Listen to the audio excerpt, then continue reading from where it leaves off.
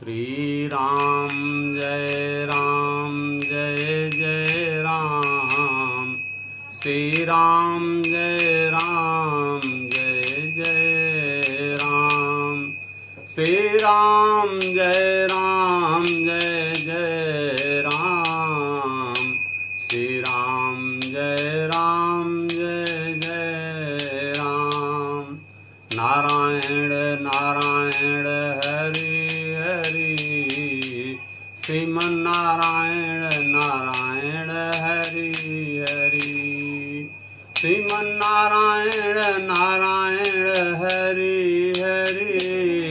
श्रीमन नारायण नारायण हरि हरि। श्रीमन नारायण नारायण हरि हरि। श्रीमन नारायण नारायण हरि हरि। नीलाम्बुजश्यामलकोमलांगं सीतासमारोपितवामभागं। पाणौ महासायकचारुचापं त्वमामि रामं रघुवंशनाथं। नीले कमल के समान श्याम और कोमल जिनके अंग हैं, सीता महारानी जिनके वाम भाग में विराजमान हैं, ऐसे प्रभु सीता और राम को मैं साष्टांग प्रणाम करता हूँ। आज का विषय जो है गोकर्ण उपाख्यान के बारे में विशेष रूप से रहेगा। इसके पहले आप लोगों को हमारे साथ जुड़ने के लिए हम आप लोगों से बार बार प्रणाम करता हूँ। और आज का विषय बहुत ही अच्छा है। आप लोग ज़्यादा से ज़्यादा देखिए, ज़्यादा से ज़्यादा इसको आगे बढ़ाइए। इसको आगे बढ़ाएंगे तो ज़्यादा से ज़्यादा लोग देख पाएंगे। यह आप लोगों से करबद्ध प्रार्थना है। सर्वप्रथम पहले मैं नाम जप के बारे में चर्चा करेंगे। प्रतिदिन मैं नाम जप के बारे में कुछ मिनट तक बोलता हूँ, इसलिए आपसे भी मैं प्रार्थना करूँगा कि नाम जप में आप लगिए। भले ही 1 मिनट जपिए, 2 मिनट जपिए, 10 मिनट जपिए, मन आपका स्थिर नहीं होगा। मन तब स्थिर होगा जब आप इसमें धीरे धीरे लगेंगे। आप चाहे गुरु मंत्र लिए हैं, गुरु मंत्र अगर नहीं लिए हैं तो आप कोई भी इष्ट का नाम अपने हिसाब से समझ करके आप उसको प्रतिदिन जपिए। शुरुआत जो है बहुत छोटे से करिए। 1 माला जपिए, 108 बार जपिए। इसके बाद धीरे धीरे उसको बढ़ाइए। इसके बाद क्या होगा, मन आपका स्थिर होने लगेगा।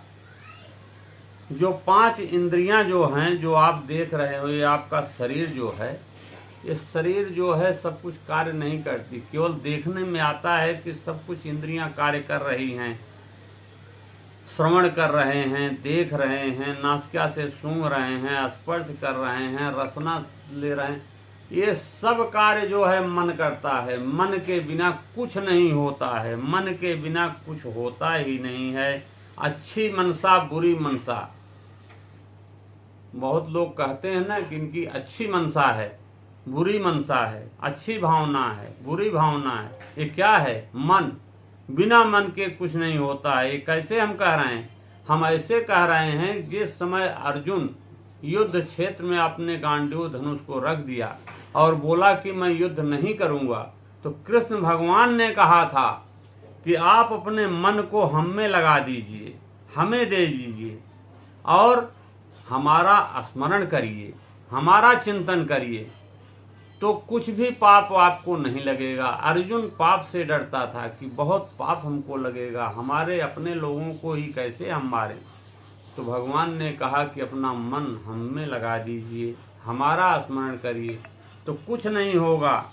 इसलिए आप लोगों से बहुत बहुत बार बार विनम्र प्रार्थना है कि आप जो है अपने मन को भगवान में लगाइए। कैसे लगेगा? वो जप करने से। जब लगातार आप जप करेंगे, लगातार जप करते चले जाएंगे, तो आपका मन लगता चला जाएगा।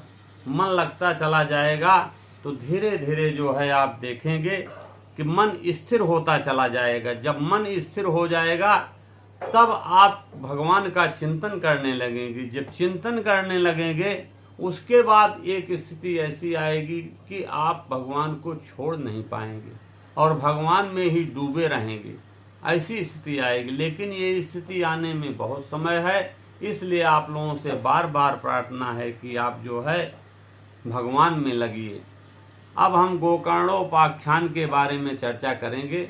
इसके पहले हमने जो चर्चा किया है वो भक्ति महारानी को जो दुख था, ज्ञान और वैराग्य जो बूढ़े थे उनकी स्थिति सुधर गई, ऐसा भागवत में दिया गया है। इसके बाद आज हम गोकर्ण के उपाख्यान के बारे में चर्चा करेंगे।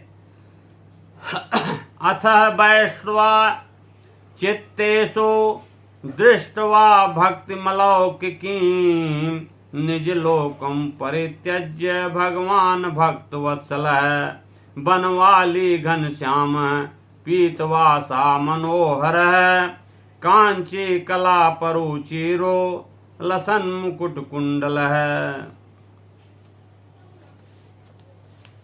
वहां पर जब भक्ति और ज्ञान वैराग्य आए उस समय अपने भक्तों को चित्त में अलौकिक भक्ति का प्रादुर्भाव हुआ। देख भक्तवत्सल श्री भगवान अपना धाम छोड़ करके वहां पर पधारे। उनके गले में बनमाला शोभा पा रही थी, अंग सजल जलधर के समान श्याम वर्ण, उन पर मनोहर पीतांबर सुशोभित था। कटी प्रदेश करधनी लड़ियों से सुसज्जित था। सिर पर मुकुट मणि ललाट और कानों में कुंडलों की झलक देखने ही बनती थी। भगवान वहां पर जब पधारे तो सब उनको देखने लगे और सभी देवता जो है फूलों की वर्षा करने लगे। फिर सनकादिक कह रहे हैं कि बहुत प्रकार के पाप करने वाले इससे जो है तर जाते हैं। श्रीमद् भागवत पुराण सुनने से, कहने से, उसमें से कौन कौन से लोग हैं? सदा तरह तरह के पाप करने वाले, दुराचारी, काम परायण, क्रोधाग्नि में जलने वाले, माता पिता की निंदा करने वाले, तृष्णा लोलुप, दंभी, दूसरों को उन्नति देखकर जलने वाले, मदिरा पान करने वाले, जीवों की हत्या करने वाले, ब्रह्म हत्या, सुवर्ण चोरी, गुरगामनी और व्यभिचारी, ऐसे लोग भी इससे तर जाते हैं। ये मानवा पाप कृतस्तु सर्वदा सदा दुराचारता विभार्गगा क्रोधाग्नि दग्धा कुटिलाश्च कामिनः सप्ताह यज्ञेन कलो पुण्यति। ये सभी जो है पवित्र हो जाते हैं। सनंद कुमार कहते हैं, नारद जी मैं एक प्राचीन इतिहास आपको सुनाता हूँ। पूर्व काल में तुंगभद्रा नदी के तट पर एक अनुपम नगर बसा था। वहां पर बहुत ही सत्कर्म करने वाले लोग निवास करते थे। उसी में से एक आत्मदेव नामक एक ब्राह्मण था जो सूर्य के समान तेजस्वी था, बहुत ही बुद्धिमान था, धनवान था, लेकिन फिर भी भिक्षावृत्ति का कार्य करता था। पत्नी उसकी थी जिसका नाम धुंधुली था। वह तो कुलीन सुंदर थी लेकिन झगड़ालू थी। धीरे धीरे समय बीता, भोग विलास में दिन बीतता चला गया, लेकिन उसको पुत्र रत्न की प्राप्ति नहीं हुई। एक दिन वह घर से निकल करके चला गया और नदी के किनारे जाकर के जो है अपना जान उसी में खत्म करने के उद्देश्य से वहां गया। वहां रोते हुए बैठा था। वहां पर एक सन्यासी आए।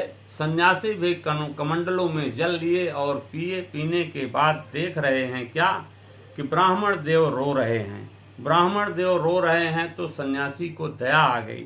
सन्यासी ने कहा, क्यों रो रहे हो, क्या बात है?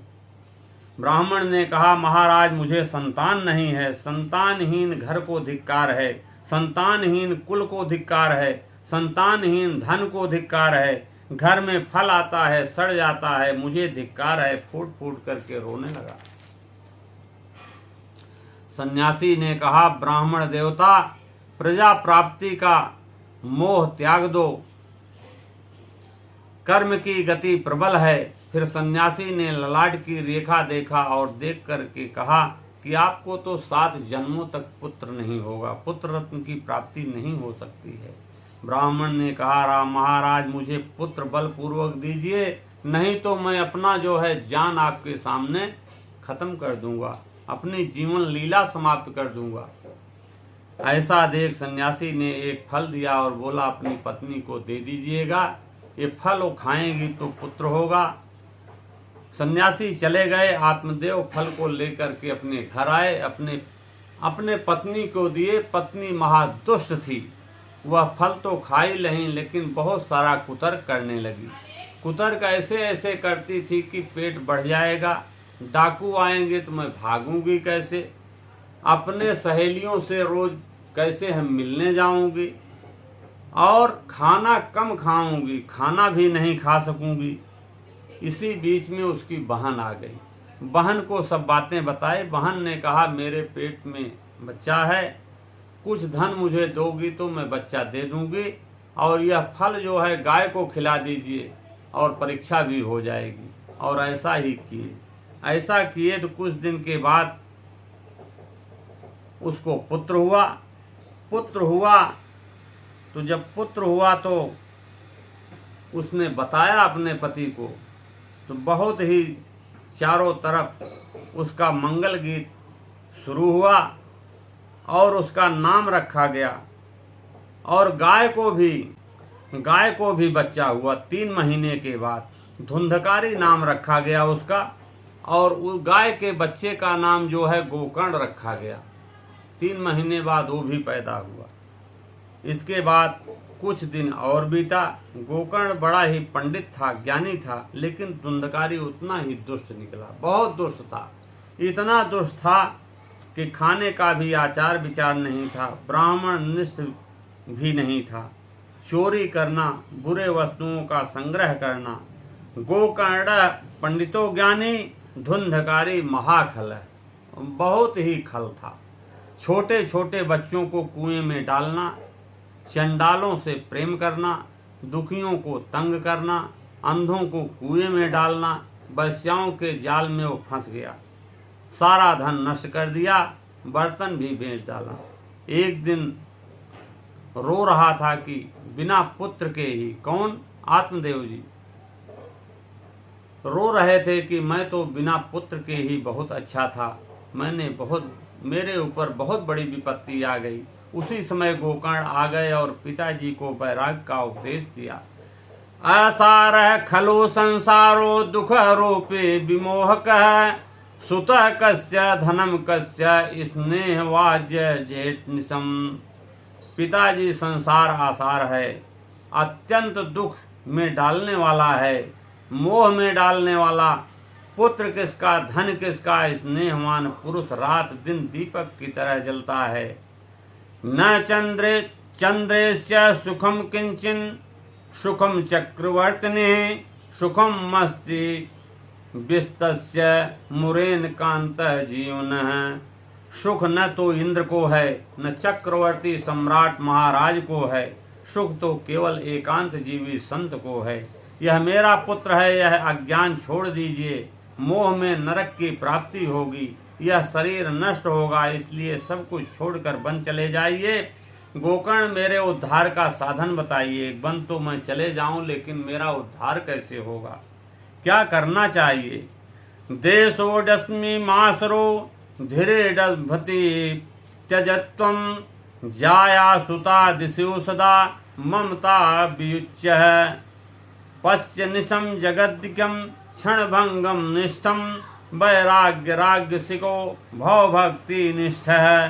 पिताजी, यह शरीर हड्डी मांस और रुधिर का पिंड है, इसे मैं अपना मानना छोड़ दें, स्त्री पुत्र इत्यादि को अपना न माने, इसको रात दिन को क्षण भंगुर माने, इससे किसी को अस्थाई न माने, और मोह न करें, भगवान की भक्ति करें।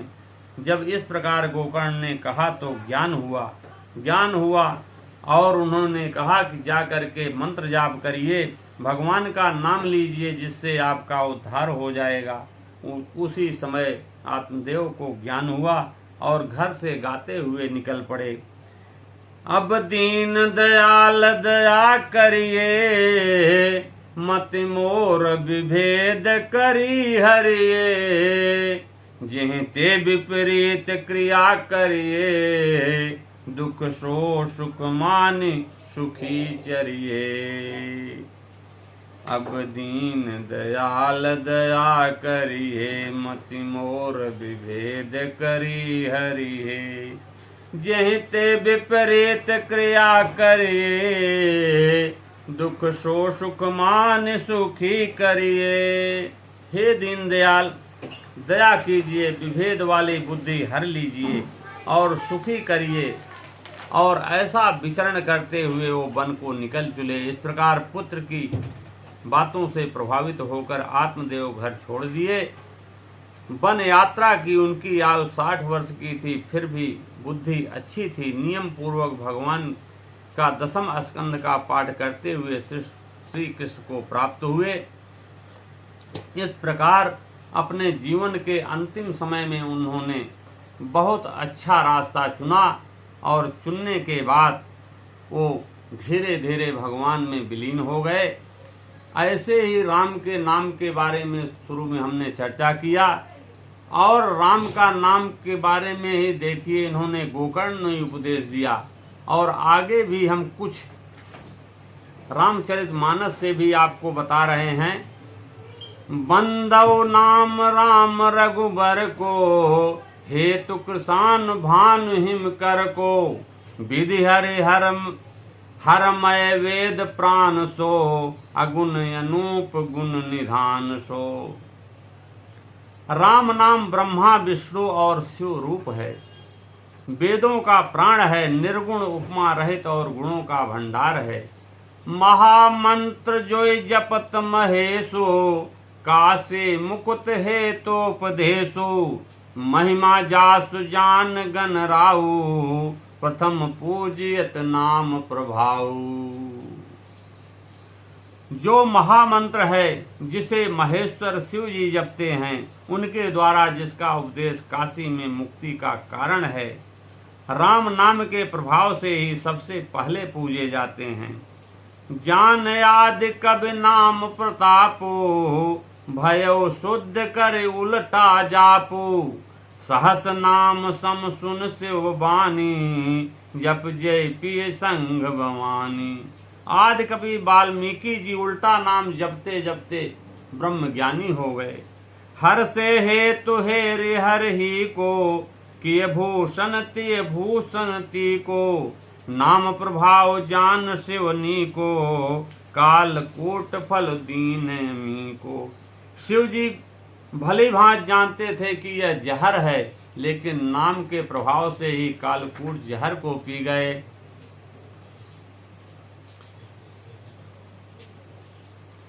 कहत सुनत सुमिरत सुटनी के, राम लखन सम प्रिय तुलसी के, बरनत बरन प्रेत बिलगाती, ब्रह्म जीव सम सहज संघाती। नर नारायण सहित सुभाता, जगपालक विशेष जन त्राता, भगत सुते कल करन विभूषण, जगहित हेतु विमल विषभूषण। ये भक्ति रूपणी सुंदर स्त्री कानों में सुंदर आभूषण कर्ण फूल है, जगत के हित के लिए निर्मल चंद्रमा सूर्य है। 2 अक्षर नर और नारायण ही सब जगह सुंदर लगते हैं। स्वाद ते सुसम सुबत सुधा के, कमठ शेष समधर बहुधा के, जन मन मंजु कंज मधुकर से, जीह जसोमत हरिहर हलधर से। ये सुंदर गति मोक्ष रूपी अमृत के स्वाद के समान है, श्री कृष्ण और बलराम के समान है। को बड़ छोट कहत अपराधो, सुन गुण भेद समुझ हैं साधु, देखी हैं रूप नाम आधीना, रूप ज्ञान न नाम विहीना। नाम और रूप में कौन बड़ा है, ऐसा कुछ कहा नहीं जा सकता है। कमी वेशी सुनकर साधु पुरुष स्वयं ही समझ लेते हैं। नाम रूप के अधीन देखे जाते हैं। नाम के बिना रूप ज्ञान नहीं हो सकता है। रूप विशेष नाम बिनु जाने, करतल गत न परहि पहचाने। सुमिरत नाम रूप बिन देखे, आवत हृदय स्नेह विसेके। कोई सा विशेष रूप बिना उसका नाम जाने हथेली पर रखा हुआ भी पहचान नहीं सकता है। रूप के बिना देखे भी नाम का स्मरण किया जाए तो विशेष प्रेम हो जाता है। नाम रूप गत यकत कहानी, समुझत सुगत न परत बखानी। अगुण सगुण बिच नाम सुखासी, उभय प्रबोध चतुर्य दुभासी। नाम और रूप की गति की कहानी अकथनीय है। वह समझने में सुखदायक है, परंतु उसका वर्णन नहीं किया जा सकता है। सगुण के बीच नाम सुंदर साक्षी है, दीनों का यथार्थ करने वाला चतुर दुभाषिया है। राम नाम मन दीप धरु, जेह दोहरे द्वार। तुलसी भीतर बाहर हूँ, जो चाहस उजियार। राम नाम मन दीप धरो, जेह देहरे द्वार। तुलसी भीतर बाहर हूँ, जो चाहस उजियार। तुलसीदास जी कहते हैं, तू भीतर और बाहर दोनों ओर उजाला चाहता है तो मुख रूपी द्वार की जीभ में देहली पर राम नाम रूपी मणि का दीपक रख लो, तभी उद्धार होगा। श्री राम जय राम, जय जय राम। श्री राम जय राम, जय जय राम। श्री राम जय राम, जय जय राम। श्री राम जय राम, जय जय राम।